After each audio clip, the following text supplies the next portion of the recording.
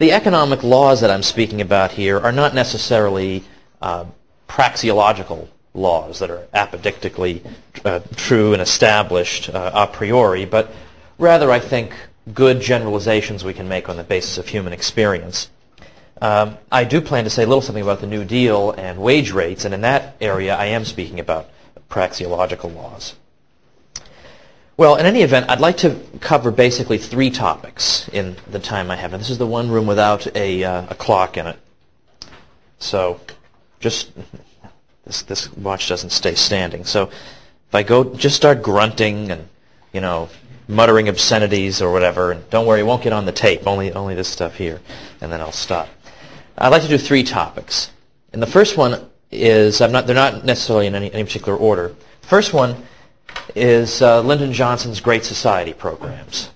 Now this one, this is shooting fish in a barrel, but I want to offer some thoughts to you that might be useful to you as young scholars.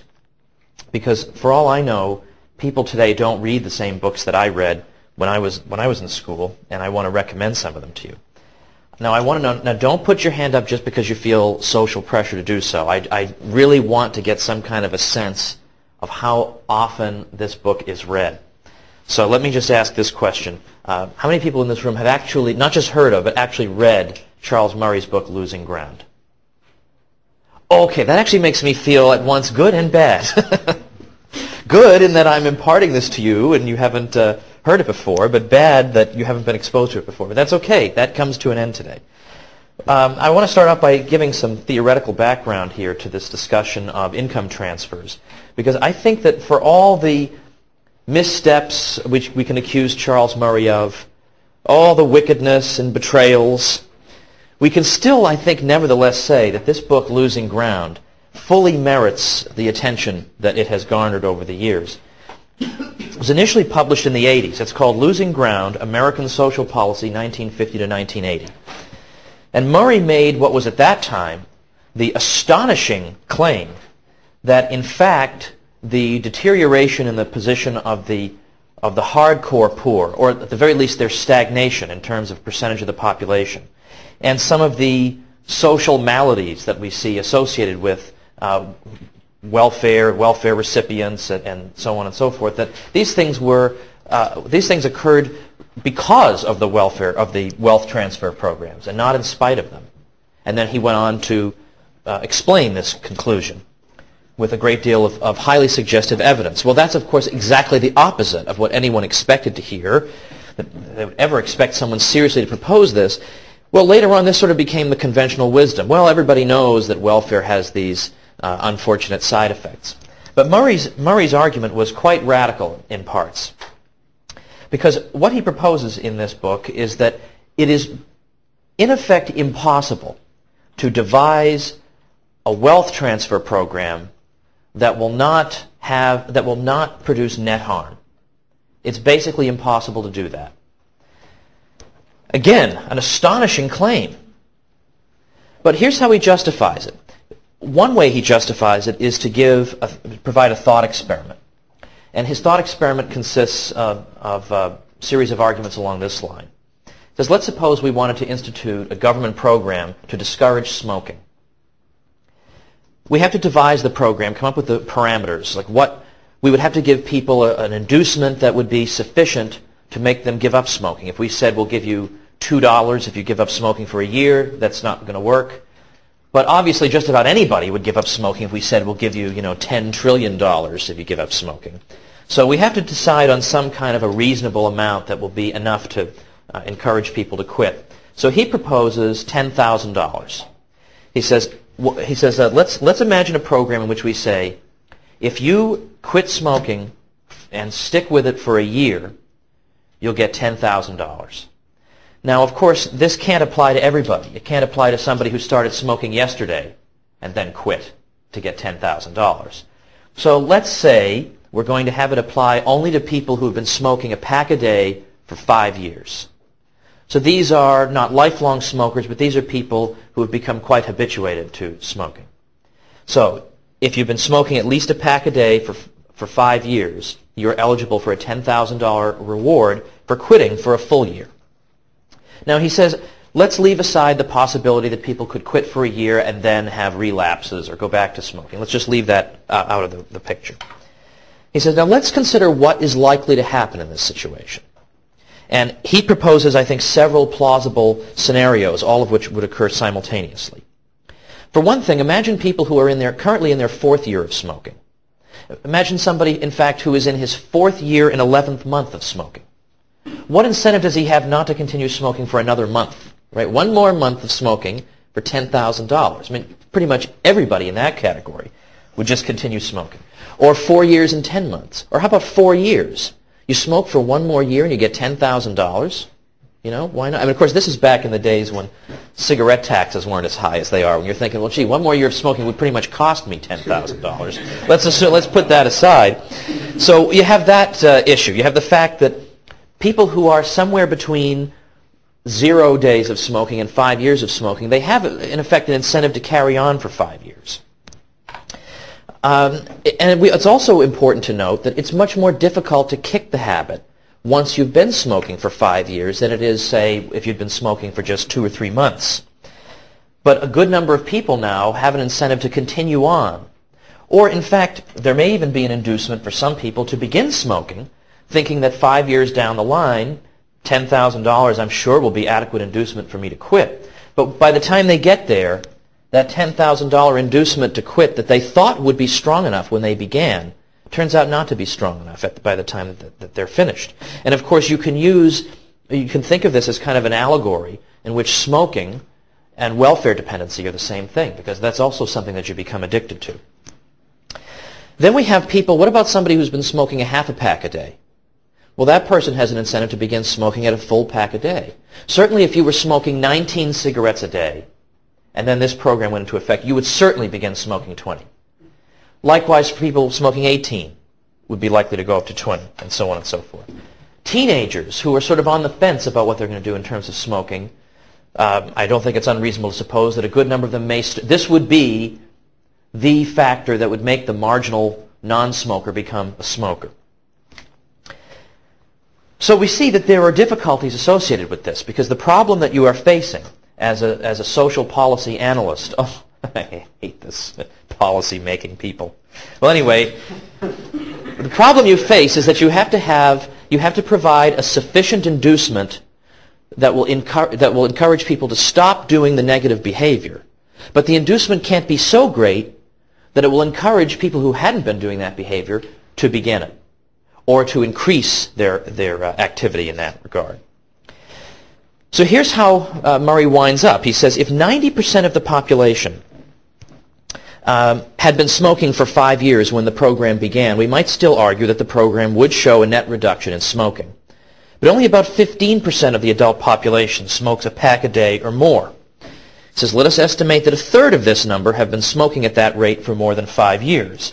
If so, our plan has the potential for reducing smoking among 5% of the adult population and the potential for increasing smoking among 95% of the adult population. It is exceedingly difficult to attach numbers to the considerations we have just reviewed without coming to the conclusion that the program as specified would have the net effect of increasing both the number of cigarettes consumed and the number of smokers. And in effect, he challenges readers at the end to try to think up an alternative plan. You think, well, maybe it has to be more than 5 years, or maybe we can change the number of dollars that comprise the inducement. But he suggests that every single change you might propose to his plan carries other examples of moral hazard that will, in effect, that will disproportionately entice people to begin the behavior rather than encourage people who are currently exhibiting that kind of behavior to discontinue it.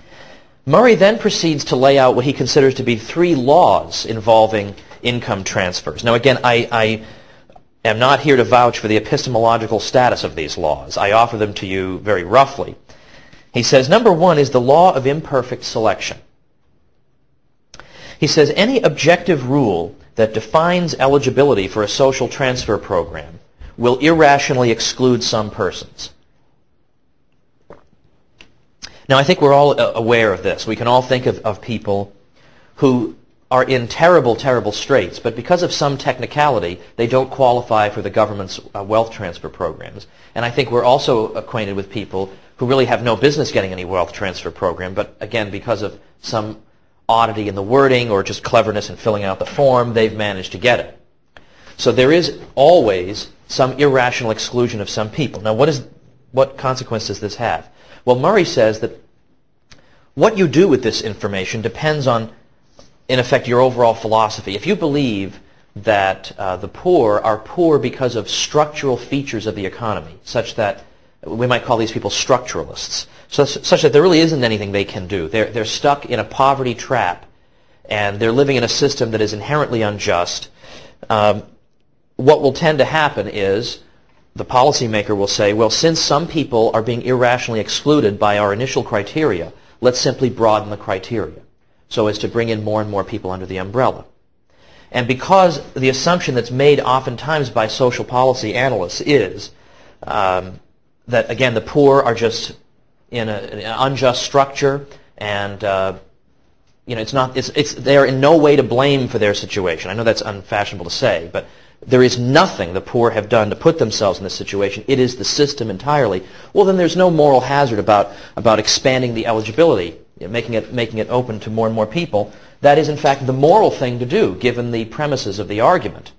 But if you're more likely to say that, at least in some cases, I think we all know some people who are poor because they've made irresponsible decisions, or they just don't want to work. There are people like that. That's a fact.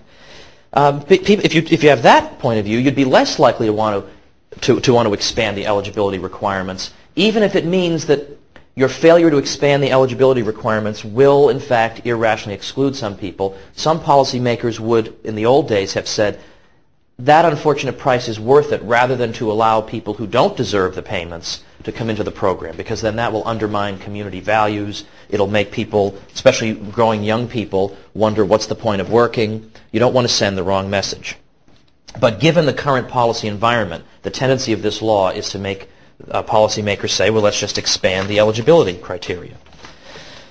The second law is the law of unintended rewards, according to Murray, and I think this one you can sort of guess. He says any social transfer increases the net value of being in the condition that prompted the transfer. So if I say I want to discourage people from wearing such and such brand of shoes, and then I have this program that rewards you for getting rid of those shoes, I'm also making it more desirable to be in a situation where you wore those shoes, because you are eligible for this reward, whereas other people are not. So again, the difficulty is that a program that seeks to change people's behavior has to offer a sufficient inducement that unavoidably will make it more attractive to be in the undesirable situation in the first place. So this is the big problem. And so when you hear calls for, we need this or that program, we need to give away these more things, we need to increase the amount of wealth being transferred to people, understand that every time that's being done, people on the margin are more and more of them are concluding that it's better simply to get myself into whatever rotten situation makes me eligible for these payments. And so you wind up with more and more people in that situation, and it becomes more and more expensive to administer it. And the very economy that might be able to help people escape from their poor situation is more and more under strain and less able to do that.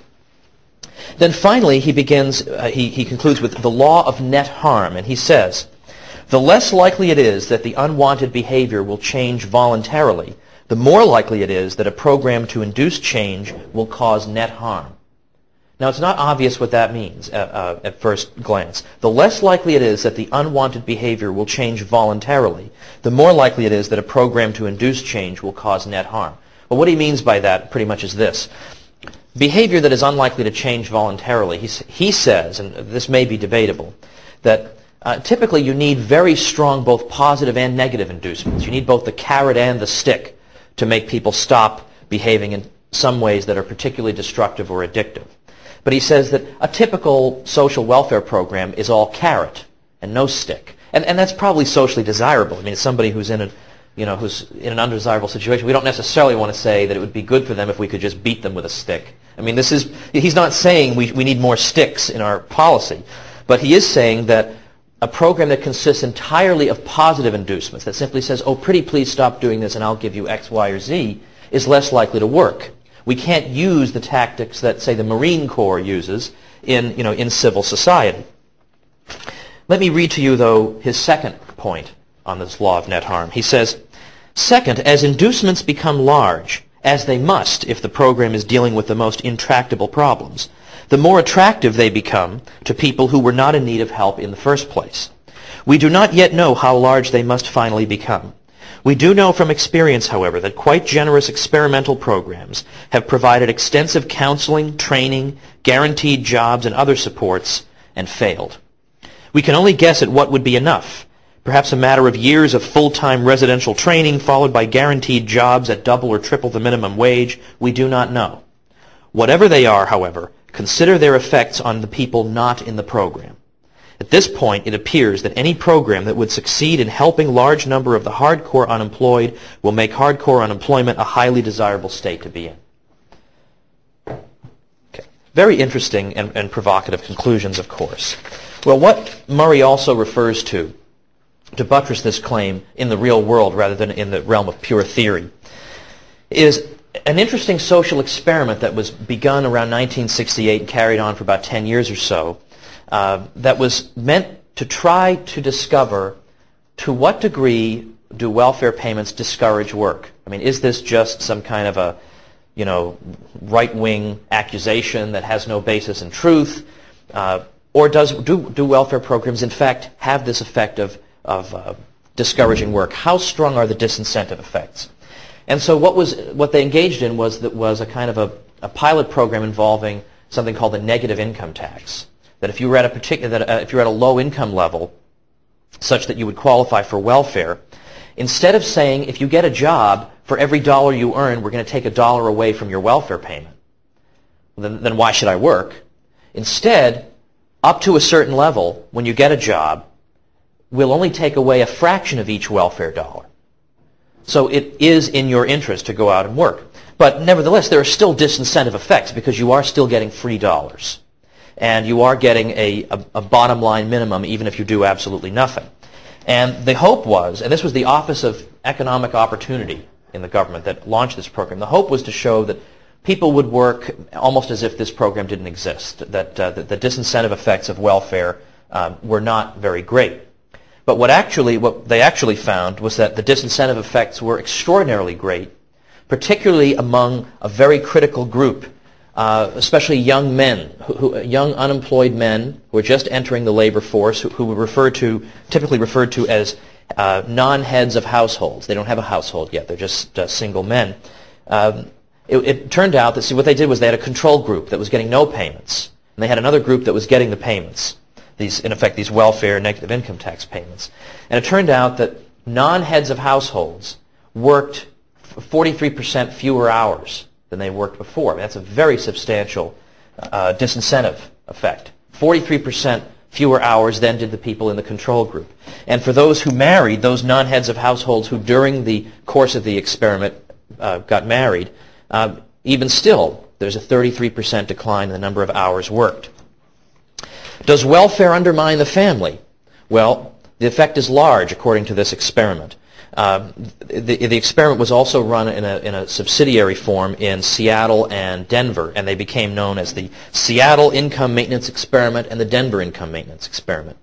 And it was found that the dissolution of marriages was 36% higher for whites receiving the negative income tax payments than for those who did not.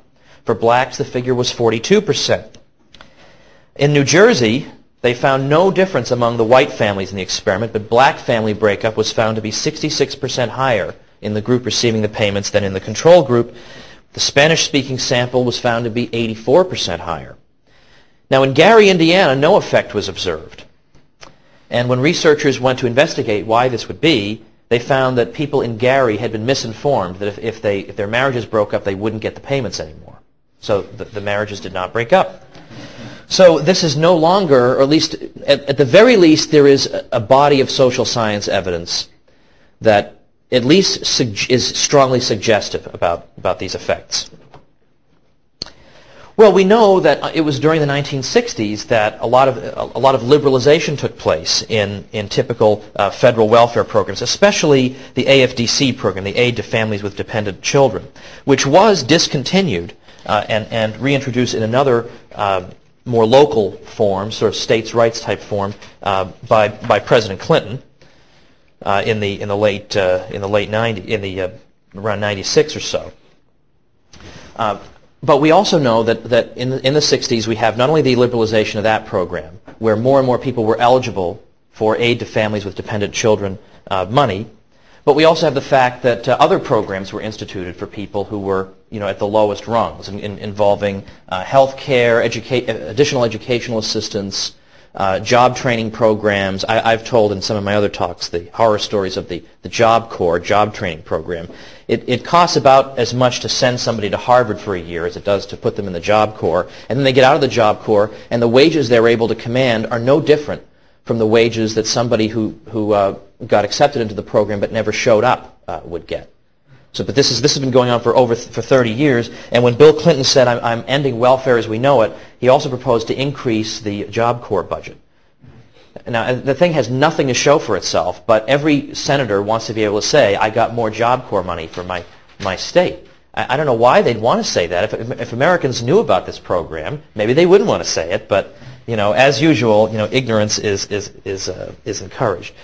Well, to make a long story short, because I don't want to spend all the time on this, and the data on the 60s is available by an interesting coincidence in my Politically Incorrect Guide to American History that's available for sale here, so you can always consult that. There are also some very good numbers in here, but what is interesting to note is that it was also during the 60s, not only were these terms liberalized for people, but it was also during the 60s that a philosophy began to develop that has sometimes been called a welfare rights philosophy, that began to suggest that there should not be any shame involved. You shouldn't hesitate to receive welfare payments because, in effect, the system is structurally organized against you, so of course you're going to need welfare payments, and you shouldn't in any way hesitate to accept them.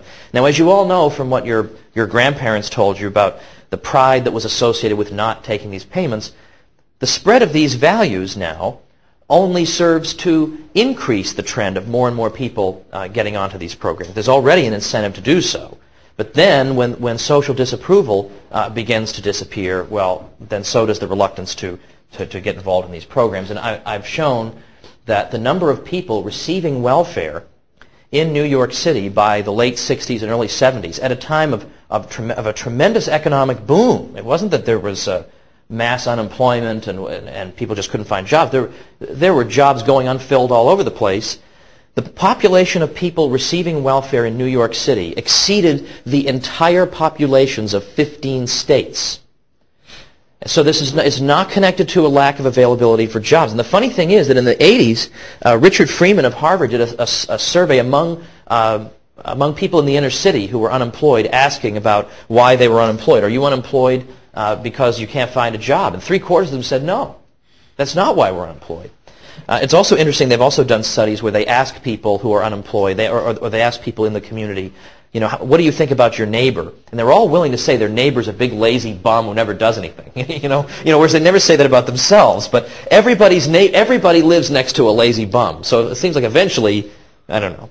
Again, I don't mean to suggest that everybody who is in dire straits is a lazy bum. I am personally acquainted with a great many situations in which it makes sense that that they would need some kind of additional help, if not necessarily these programs.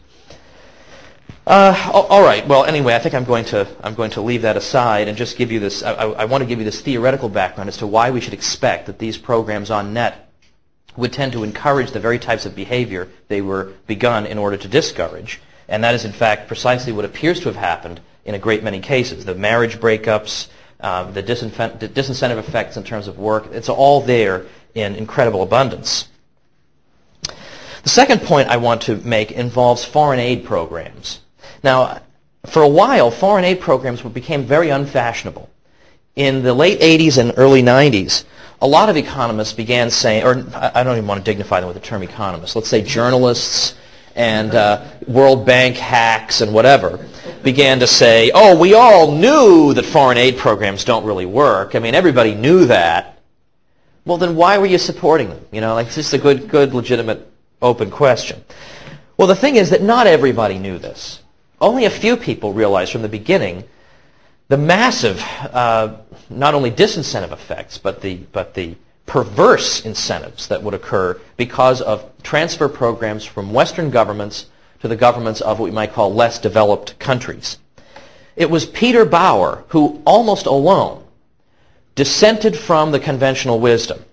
The conventional wisdom beginning around the 1950s and then accelerating thereafter, especially into the 60s, was that poor countries cannot lift themselves out of their poverty without outside infusions of aid. And the reason is they are caught in what analysts called a vicious circle of poverty. That what is necessary to lift a country out of poverty is capital investment. Because, as I mentioned in another context, that investment increases the productive capacity of the country. If you have forklifts, rather than people just using their bare hands, you can stack more goods. If you have steam shovels rather than regular shovels, again, you can get more work done. This type of investment makes it possible to produce more. But if you're too poor to make that initial investment, you can never, in effect, produce this machinery that will lift you out of poverty. So your initial poverty keeps you in poverty. You can't ever break out of it. So this was the conventional wisdom. Peter Bauer dissented from this for a number of reasons. And he said that, for one thing, this argument can't possibly be correct. Because if that were true, how did any country ever develop? How did it ever get out of poverty? How did the very first country escape from poverty if there were no rich countries to send it aid? Did Martians come and give them aid? I mean, like, what other explanation could there be? So there must be some other way of thinking about this. Well, by the 1980s, he was honored by the British government. I believe he became Lord Peter Bauer. Shortly before his death, Bauer received a massive prize. I believe the Cato Institute gives out a prize. I think it's named after Milton Friedman. Do you know, Roderick, is there a Milton Friedman prize? Yeah, that's right. Yeah, and it's $500,000 for somebody whose achievements have been just so head and shoulders above and just so astonishing. And Peter Bauer won that prize toward the end of his life. I mean, and every dollar was fully deserved because he had been ridiculed, ignored, nobody cared about him for years. And then all of a sudden, everybody's stealing his ideas and saying, yeah, we all knew this. All the cool kids, we all knew this. You know, Peter Bauer worked and struggled and scraped to get paid attention to. So almost anything he wrote, it's B-A-U-E-R, is worth reading because it's an example of a scholar who was willing to go against the grain consistently. Now, as I say, it's become sort of popular these days to argue that foreign aid programs don't really work. But in very recent days, foreign aid programs have once again become fashionable. So, I mean, you finally crack through, and then people's attention span is so limited that everybody's forgotten we already answered these arguments, and they've come up again. Well, for instance, we saw in the late 80s, we saw this, again, an initial acknowledgement that these programs were not working, that after $2 trillion, inflation-adjusted dollars, having been given to less developed countries by the end of the Cold War, what did they have to show for it? Well, in the late 80s, we have the U.S. Agency for International Development acknowledging in a report that only a handful of countries that started receiving U.S. assistance in the 1950s and 1960s has ever graduated from dependent status. A task force under the Clinton administration conceded that despite decades of foreign assistance, in effect, we have almost no success stories to show for ourselves, unfortunately. And it goes on like this. Even the World Bank concedes this. The World Bank said in 1997 that because of these programs, governments embarked on fanciful schemes. Private investors, lacking confidence in public policies or in the steadfastness of leaders, held back. Powerful rulers acted arbitrarily. Corruption became endemic. Development faltered and poverty endured. Well, the economic arbitrariness encouraged by foreign aid was to be expected, since governments don't have to pass a profit and loss test, the kind of test that private investors have to pass. They can get away with allocating money toward economically dubious projects that yield high-profile jobs in the short run and therefore support for the regime, but that don't make any long-run economic sense. Well, examples of retrogression and stagnation under these foreign aid programs are absolutely everywhere. Over the past decade, Egypt's percentage of people in extreme poverty has remained unchanged despite the billions that country has received. Egypt is the second largest beneficiary of U.S. aid. When Zambia became independent in 1964, its people's annual income per capita was $540 in 2001 dollars. By the year 2000, they were making only $300. despite $6 billion in foreign aid from 1980 to 1996 alone. The list goes on and on like this. Economist Peter Boone compiled data for 97 countries receiving aid over a 20-year period and found no significant correlation between aid and poverty reduction.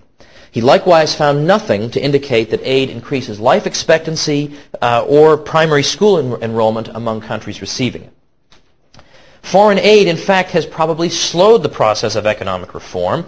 Even the World Bank concedes that governments are more likely to pursue reforms when they are under economic pressures to do so.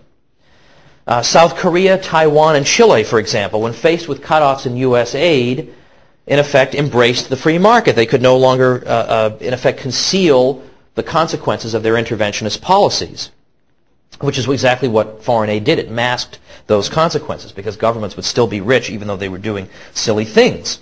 Even basic humanitarian assistance has often disrupted less developed countries. Sending free goods to these countries has devastated local producers, who often complain about this, by the way. The Acton Institute has an ad campaign, by the way, where they have a picture of somebody from a less developed country, and he's actually saying, please don't send us free clothes, because it totally destroys their whole sector that produces clothes. Like, well, what am I supposed to do? They all go out of business.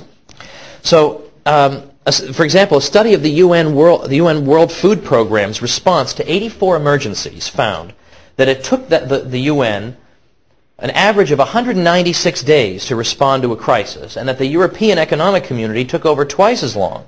So one agricultural expert has concluded that aid was, quote, too late to relieve hunger, but just in time to depress prices for local farmers who tried their best to respond. And then you can go on about the fact that governments typically monopolize all this aid, and they make sure that it gets to politically connected groups. And the poor are never politically connected, needless to say. It doesn't matter to these rulers what happens to them. They can never get a ration card so they can shop in a cut-rate ration shop. The poor don't have the connections to do it. Now, Americans who have grown cynical about foreign aid because it seems correlated with corruption are onto something, according to the latest research. There was an excellent article, listen to what I'm saying, there was an excellent article in the American Economic Review in 2002 about this. Now, unfortunately, nobody reads the American Economic Review. I remember there was a study, I think Joe Salerno can back me up on this, there's a study done some years ago finding out how many people on average read the average article. And I think it was in the American Economic Review, and it was less than 2, or something like that, because the articles are so technical, it's just not even worth it. Well, this article was on the question of, is there a correlation? Whether or not there's causation is another matter, but is there a correlation between corruption and foreign aid?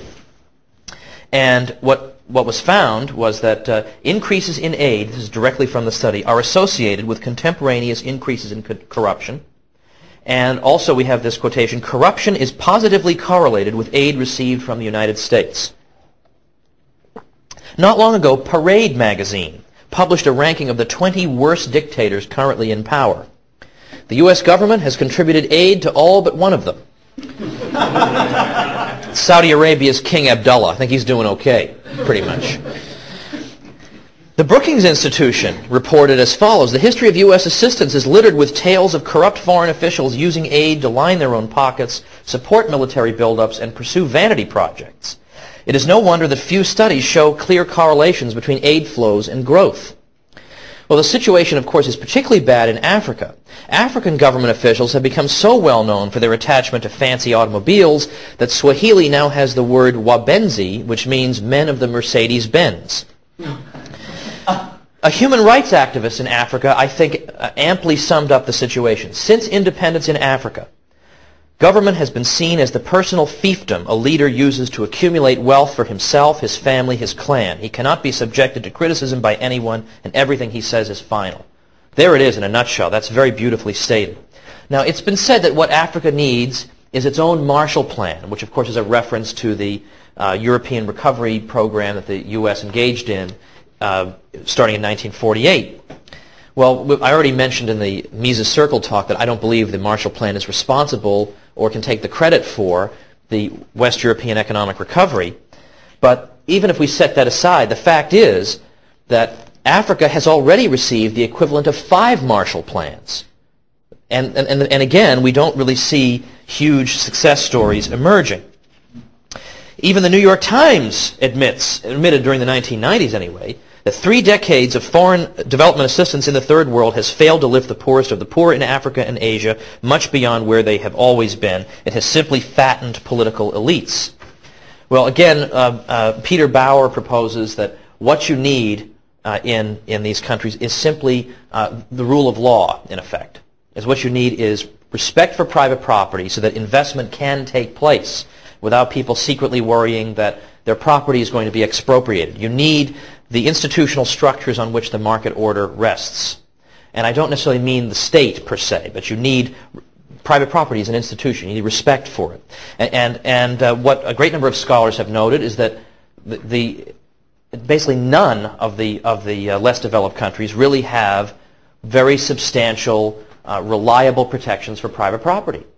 And I mean, it does seem that there's something suggestive about that. And what Bauer says is that there, in fact, these are his very words, there is not a single instance in history when external donations were required for the economic development of a country. He says economic prosperity depends on people's attributes, attitudes, motivations, mores, and political arrangements. If the conditions for development other than capital are present, the capital required will either be generated locally or be available commercially from abroad to governments or to businesses. If the required conditions are not present, then aid will be ineffective and wasted. And you could go on. There's a gentleman here, at least one from Peru, because there's been great work done by Hernando de Soto about Peru. Why has Peru had such trouble? And de Soto found that not only were there poorly defined property rights, but there was also so much regulation in Peru that, for example, just out of curiosity, you want to know how difficult would it be to open a small clothing factory?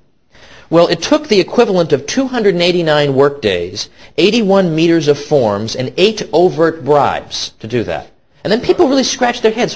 Why is Peru doing so badly? I don't know. Maybe they need a foreign aid program that will only encourage this.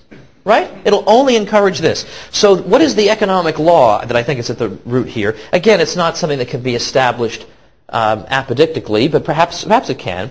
That programs that are designed and have the effect of increasing the power and wealth in the hands of the public sector are going to have a depressing effect on economic prosperity.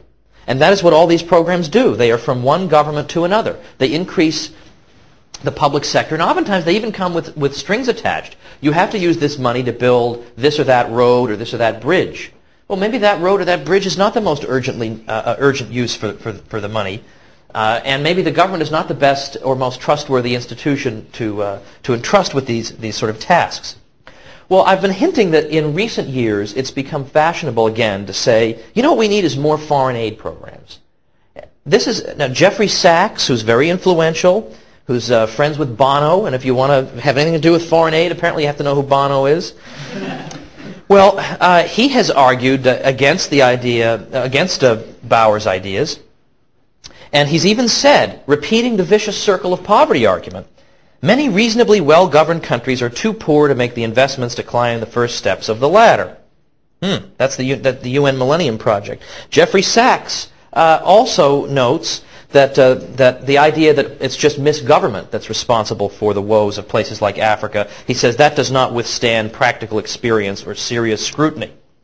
This is a man who's actually, I believe, been to Africa numerous times. I don't know, maybe he's just trusting the official tours that the governments give him. Look at the wonderful little, village we have over here, but don't pay any attention to the famine on the other side of the window of the car.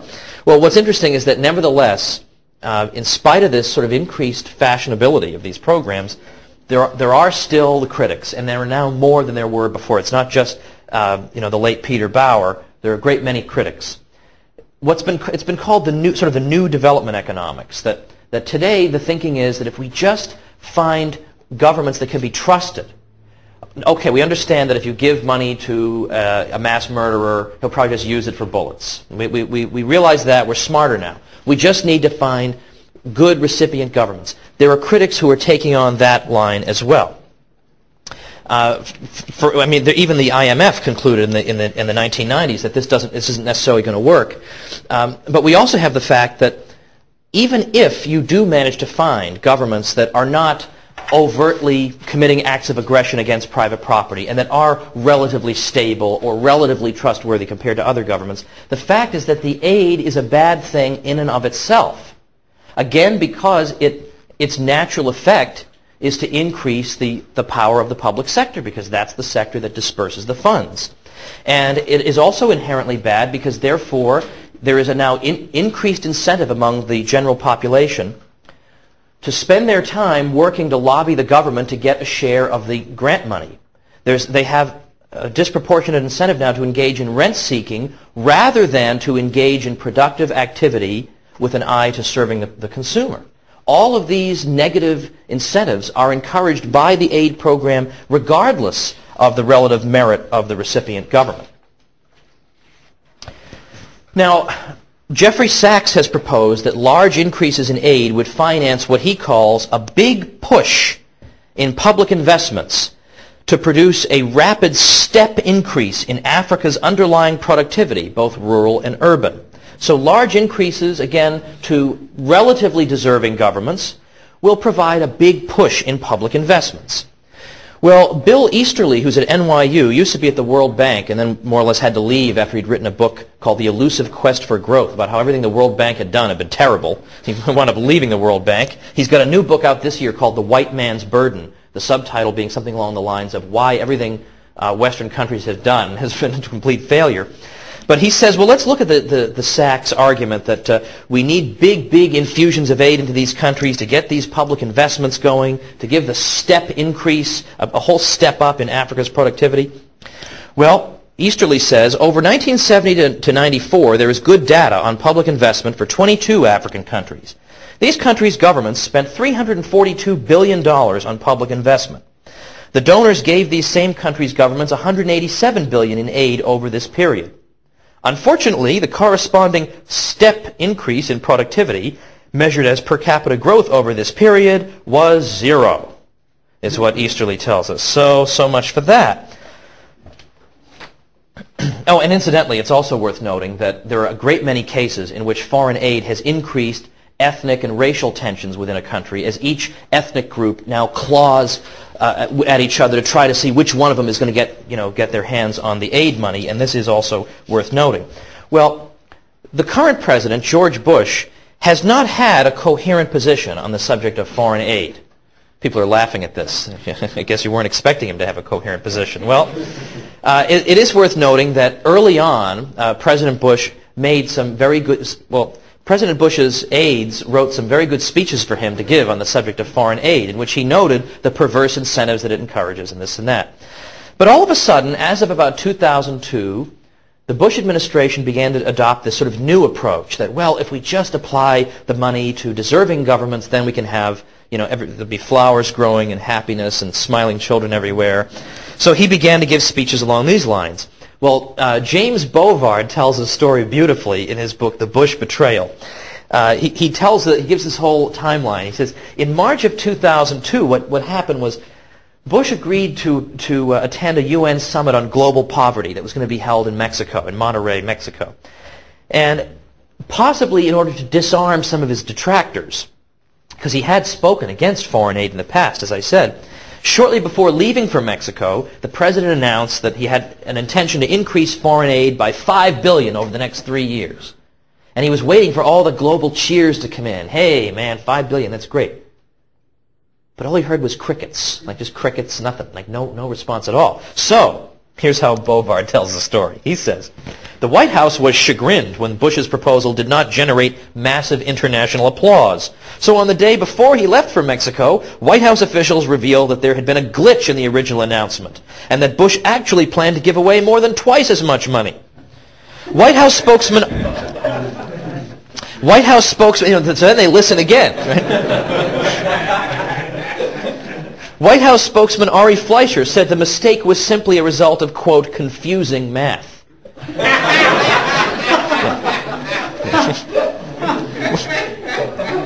See, that one is too easy. The joke there, you can insert your own joke there. Condoleezza Rice explained, we didn't want to go out there with essentially false or phony numbers. Oh no, far be it from that. something false or phony. We know the scruples they have about that. The New York Times noted that, quote, skeptics said the White House was just adding on billions to make sure that the president was a hit in Mexico. Oh, you don't say. You think that's why he did that? So again, he gave the same old thing, well, we'll just apply it more selectively. Well, you know what? George Bush is not the first president to tell us that if we just apply the money well, everything will go okay. In 1963, John F. Kennedy outlined, quote, objective number 1, to apply stricter standards of selectivity in aiding developing countries. 1963. The Pearson Commission called for the same thing 6 years later. In 1985, the Casson Development Committee Task Force on Foreign Aid declared, the relief of poverty depends both on aid and on the policies of the recipient countries. Nearly 30 years after Kennedy's original statement, another report in 1992 still noted, even very well-designed projects cannot succeed in a poor policy environment. They've noted this for years. So it's not like this is some brand new idea and everything will be wonderful now. So if programs that have entrenched human misery and consistently failed for 5 decades cannot be counted failures, then nothing can. Nobody should place his hopes in another new and improved program. There are too many inherent problems with it. And even with all this talk about the new approach to foreign aid, the older view is still very much present. The U.S. government still disperses about the same amount of standard foreign aid and will continue to ship some $10 billion around the world annually, even in the age of this new, in addition to this new highly selective policy. So it really is true. Nobody ever learns anything from history, unfortunately. There's a lot on foreign aid, by the way. I don't mean to make this, again, just a promotional thing for myself, but I have a chapter on foreign aid in my book, The Church and the Market, because there is, unfortunately, a papal encyclical from the late 60s, 1967, in which Pope Paul VI was saying, this is just what the world needs, these programs. I mean, trying to say, you know, if you don't have anything useful to say, then don't say anything at all, was what I'm very gently trying to say in that little chapter. So I've got a lot of the data in there. He was not my favorite pope anyway, Paul VI. When his canonization, I think it stalled, thank heavens, but there was a prospect of Pope Paul VI being canonized. And I said, oh my gosh, this would be a disaster if Pope Paul VI was canonized. And one of my friends says, yeah, but on the other hand, it would be consoling because it would show apparently how easy it is to get into heaven. I know, that's just terrible. Well, I'll have Chad excise out that part of the talk, but shouldn't have said that's very disrespectful. In any event, one last thing before we get out of here is a couple of little notes about the New Deal and some reading suggestions. If you want to know about the New Deal and have arguments that in your classroom just won't have been heard before and will give you a sort of comparative advantage, I would recommend, of course, Jim Powell's book, FDR's Folly. It's very well done. It's very well done. Did very well for a nonfiction book. Did very well. There's, of course, John T. Flynn's book, The Roosevelt Myth, available here. He's not 100% sound on economics. He was friendly with Hoover, so he sort of hankers after Hoover. But it's a very entertaining book, and you won't regret reading it. There's also a book I recommended before by Vetter & Galloway called Out of Work, because they analyze unemployment throughout the whole 20th century. That's very useful. And there's a scholarly article I'm going to recommend. And if this is too fast, I'm happy to give any citations that you'd like at any time, more informally. But I was very amused. In May of 2006, historian Ted Widmer in the New York Times warned that, quote, a recent spate of books from the right, including Jim Powell's FDR's Folly and Thomas E. Woods Jr.'s Politically Incorrect Guide to American History, have accused President Franklin D. Roosevelt of prolonging the Great Depression and generally screwing up America, unquote. Ooh. Well, Widmer wasn't going to have any of this crazy talk. FDR embodied hope to a people consumed by despair, he hastened to remind us. Roosevelt reinvented the presidency during his first 100 days in office through bold policy innovations, brilliant speeches and broadcasts, and a personal connection with the American people that has not been equaled since. Through his words, his improvisations, and his effortless optimism, Roosevelt resuscitated American capitalism and in so doing may have saved democracy as well. Well, I would expect to see prose like this in a freshman term paper or a fan club newsletter, but here's one of our official historians writing in the New York Times. through his words, his improvisations, and his effortless optimism, he resuscitated American capitalism. So if we weren't just so down in the dumps in 32 and 33, maybe we could have done that, but we needed his great leadership. Well, so here again we confront this model of president as demigod, restoring hope, saving democracy, taking bold action, just oozing with brilliance. Seems to me that biographies of Il Duce must read a little something like this, right? His vision restored the nation and this and that. So Widmer sort of leaves this impression that if it weren't for a few oddballs like Powell and Woods, Americans might once again be able to enjoy their undisturbed contemplation of the greatness of Franklin Roosevelt. But there was no acknowledgement whatsoever that there's a whole body of scholarship now that is disputing the greatness and wisdom of Franklin Roosevelt. That's just totally ignored. And, we even have mainstream historians who will, of course, admit, okay, he didn't get us out of the Depression. The best thing they can say is, but he made, I kid you not, I say, look, I think there's evidence he didn't get us out of the Depression. The fact that the Depression continued on, I think, is evidence enough that he didn't get us out of it. And the response I've gotten, I'm not making this up. Serious historians who do this for a living have said, but he gave people hope. You've got to have a pretty low threshold for what makes a good president. If 10 years of having no income, if hope is enough for, you must have some, hope is a theological virtue, but it's not hope in, Franklin Roosevelt, for heaven's sake. Anyway, Tom DiLorenzo pointed out not long ago that in 2004, the Journal of Political Economy, which is arguably the top academic economics journal in the world, featured an article by Harold Cole and Lee Ohanian called New Deal Policies and the Persistence of the Great Depression, a General Equilibrium Analysis, in which they drew the forbidden conclusion that the Depression persisted not in spite of the New Deal, but because of it. And they give evidence for this. They supply evidence, and it's not all mathematical evidence. It's also just using human reason. And they explain, for example, that the National Industrial Recovery Act played a role. That act established the National Recovery Administration, which I went into this a little bit last night in the seminar. The National Recovery Administration permitted firms in the various industries to organize together and draw up production codes for their industries that would establish rules of legitimate competition. So you can't cut your prices below a particular level. We'll all sell at least this level.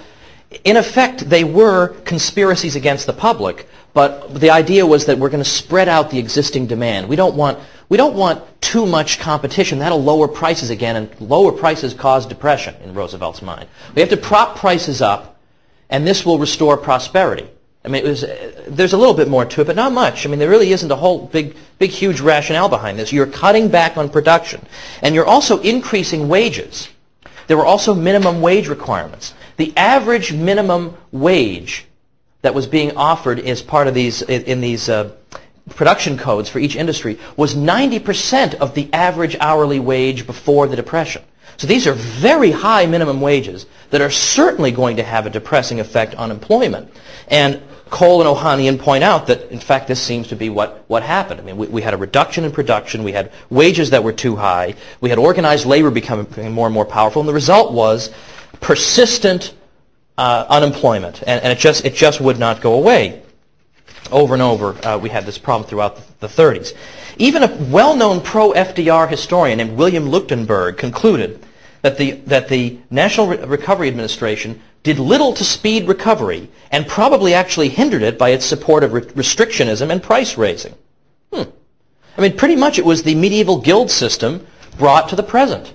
And unfortunately, I have friends who love the medieval guild system because they think it was sort of cute and quaint, and everybody, if you were a baker, I could be a baker, and we'd cooperate instead of compete. We'd never have a sale because that's prohibited, but we'd cooperate with each other. And the scholastics always criticized the guilds for their monopolistic behavior. But one of my favorite things about the old guilds was, because you weren't supposed to distinguish yourself from any other producer, you couldn't even stand in front of your store and accidentally sneeze, because that would bring undue attention to your particular store. Hey, what was that? Somebody might look over there. So no sneezing was one of the regulations in the case of some of these guilds. Well, that was really the kind of system that was adopted in the United States under the NRA, and it had negative consequences. In fact, some of the cartelizing structure of the NRA didn't fully go away. It kind of lingered in the economy even after the legislation was found unconstitutional in 1935, such that by the end of the 30s, even Roosevelt woke up to this and said, the American economy has become a concealed cartel system. Oh, you don't say. The disappearance of price competition is one of the primary causes of present difficulties. Well, well. Well, finally, my last little point about that, I could go on about the agricultural programs, but I mean, there's no need. Veteran Galloway say the Great Depression was very significantly prolonged in both its duration and its magnitude by the impact of New Deal programs. There is, beneath the surface of a lot of these New Deal programs, even programs where this element is not obvious, the assumption that purchasing power needed to be restored if the economy were to return to normal. And that thinking is we need to get more dollars in people's hands so then they can go spend it. And as I pointed out in another talk, one of the problems with that is that I could make a purchasing power argument to make the minimum wage $100 an hour, because then everybody would have a lot of purchasing power. Everybody would have $100 an hour worth of money. But the problem is that an unemployed person has zero purchasing power, basically, unless he has some savings. So that's the problem, at least one problem with that. But the fact is, if you want more purchasing power, you need more production. Because obviously nobody can purchase anything unless he has the proceeds of some previous production, some service or good that he's provided. So it's production that gives you the wherewithal to purchase. But New Deal programs are discouraging production. They're actively discouraging production. And Roosevelt at one point even said, we don't necessarily need to increase production. I mean, how can you possibly admire this man? He's a nut. There's no way to support that statement.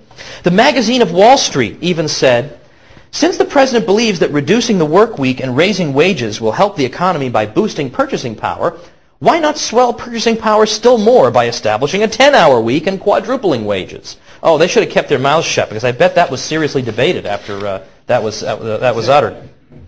Well, finally, during the downturn within the downturn that occurred from mid-37 to mid-1938, one congressional representative confessed, "We Democrats have to admit we are floundering. We are a confused, bewildered group of people." Well, for all the talk of the brilliant leadership of Franklin Roosevelt and his advisors, this is a far truer assessment of the architects of the New Deal. They were, in fact, really at war with economic law. You want to make society more prosperous while limiting production? You want to solve unemployment by keeping wages up? Well, you are going to pay a very significant price for that. And that's why Mises once said that dictators, and I'm not necessarily attributing that term to Franklin Roosevelt, by the way, not necessarily, but Mises once said that dictators hate economists, because economists like to tell them that there are limitations on what your will can accomplish. It's not enough to say, I'm the dictator, I demand that milk be available at this price. Economic law will have its revenge even on the all-powerful, which is why the all-powerful hated Mises, and which is why we all love him. Thank you very much.